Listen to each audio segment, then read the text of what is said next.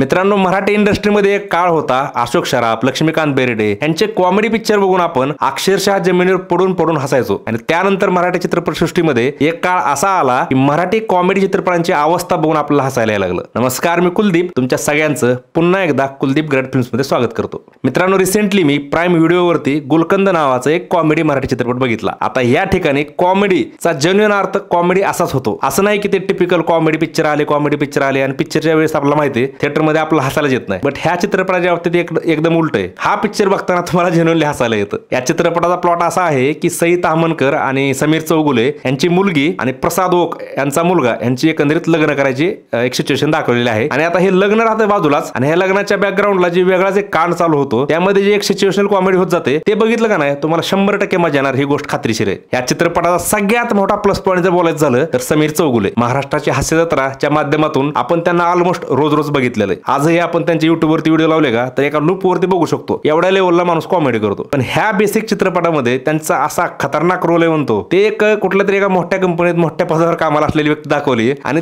त्या लेवलची व्यक्ती ज्यावेळेस एक नो नॉनसेन्स गोष्टी करायला सुरू करते त्यावेळेस काय होऊ शकतं त्याचं एक खतरनाक उदाहरण तुम्हाला पिक्चरमध्ये बघायला भेटेल. माझं तर एकंदरीत असं ऑब्झर्वेशन आहे की बाबा ठीक आहे डायलॉग्स आहेत, एक रायटरने ॲज अ रायटर चांगले डायलॉग लिहिलेत, पण ह्या माणसाने त्या डायलॉगला इथून पार हितपर्यंत नेऊन ठेवलंय. त्याची जी टायमिंग आणि जी एक बोलायची लकब असते ना माणसाची त्यामुळेच ते जोक्स करतात आणि त्यामुळे आपल्याला हसायला येतं. ज्या प्रकारे अक्षय कुमार करतो ना हिंदीमधली कॉमेडी सेम त्या प्रकारची टायमिंग समीर चौगुलेंकडे. कुठलाही कॉमेडी चित्रपट चालतो किंवा आपडतो फक्त त्या कलाकाराच्या लीड कलाकाराच्या अभिनयामुळे. आणि ह्या चित्रपटाला इथून इथपर्यंत पोहोचायचं काम समीर चौगुलेंनी केलं. बाकीचे अदर आर्टिस्ट जसे की सई ताहमनकर आहे, प्रसाद ओक आहे, अजून हास्यजत्रामधले 2-3 कलाकार आहेत, त्यांचं काम देखील टॉप क्लास आहे. या चित्रपटामध्ये तुम्हाला खळखळून हसायला तर भेटतच, पण शेवटी एक फॅमिली इमोशन्स, गैरसमजातून होणारे एक प्रकार आणि त्यानंतर शेवटला हॅपी एंडिंग हे जे तुम्ही बघाल ना त्यावेळेस शेवटला तुमच्या डोळ्यात अलगद पाणी देखील येईल. या चित्रपटामध्ये आणखी एक गोष्ट अशी जी तुम्ही कदाचित नोटीस करणार नाही ती म्हणजे मैत्रीचा एक धागा. हा पिक्चर तुम्हाला शिकवतो की मैत्री किंवा प्रेम करण्यासाठी वय लागत नाही. समीर चौगुले आणि एक कलाकार आहेत, मी आता स्पॉइल करणार स्टोरी,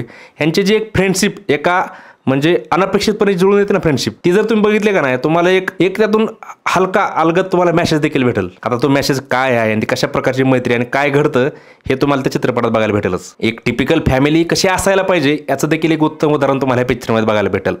समीर चौगुले आणि सई ताहमनकर यांच्यात एकंदरीत घरातलं वातावरण दाखवलं, त्यांचा एक मुलगा दाखवला, मुलगी दाखवली आणि त्या मुलांचं आईबाबांसोबत असलेलं जे एक संबंध आहेत त्यांचे जे एकंदरीत एक बॉन्डिंग आहे ज्या पद्धतीने चित्रपट दाखवले ना ती अक्षरशः महाराष्ट्रातल्या नव्हे तर अख्ख्या आपल्या भारतातल्या प्रत्येक मिडल क्लास घराने ते बघायला पाहिजे. आणि तसे रिलेशन्स घरात आईबापांनी मुलांसोबत ठेवले पाहिजे तरच मुलं देखील आईबाबाशी मनमोकळेपणे बोलू शकतात आणि घरात एक गैरसमज जे असतात किंवा घरातले एक घुसमट जी असते ना ती नष्ट व्हायला मदत होऊ शकते. जास्त लेक्चर मी देणार नाही, पण ह्या पिक्चर कॉमेडी बरोबर ह्या गोष्टी देखील शिकवून जातो हे देखील तितकंच खरं आहे. तुमच्याकडे फ्रीचा वेळ असेल आणि तुम्हाला खरंच खळखळून हसायचं असेल, समीर चौगुलेंचा टॉप क्लास अभिनय बघायचा असेल, सई ताहमनकरचं सौंदर्य बघायचं असेल, प्रसाद ओक यांचा एक भारदस्त अभिनय बघायचा असेल आणि इतर सहकलाकारांचं देखील भन्नाट काम बघायचं असेल तर तुम्ही गुलकंद नावाचा हा चित्रपट प्राईम व्हिडिओवरती बघू शकता. अशाच हिंदी, मराठी आणि एकंदरीतच सिनेमाविषयीच्या न्यूज आणि रिव्ह्यूज बघण्यासाठी आपल्या या चॅनलला सबस्क्राईब करायला विसरू नका. धन्यवाद.